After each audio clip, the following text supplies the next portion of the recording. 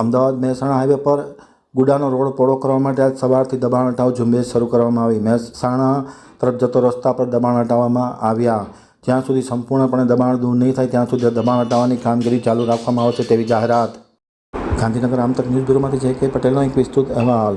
Ahmedabad Mehsana highway પર ગુડાનો road પહોળો થવાથી દબાણ હટાવવાની કામગીરી શરૂ કરવામાં આવી છે। અડાલજ ગામથી ઝુંડાલ સુધી 8 લેન રોડ બનાવવામાં આવી રહ્યો છે। અડાલજ બાલાપીર દરગાહથી સરકારી રોડ ઉપર થયેલા વર્ષો જૂના દબાણ હટાવવાની કામગીરી આજે સવારે માર્ગ અને મકાન, ગુડા અને પંચાયત વિભાગ દ્વારા સંયુક્ત રીતે કરવામાં આવી હતી। પોલીસના ચુસ્ત બંદોબસ્ત વચ્ચે આ દબાણ હટાવ પર બુલડોઝર ફેરવી દેવામાં આવ્યું હતું।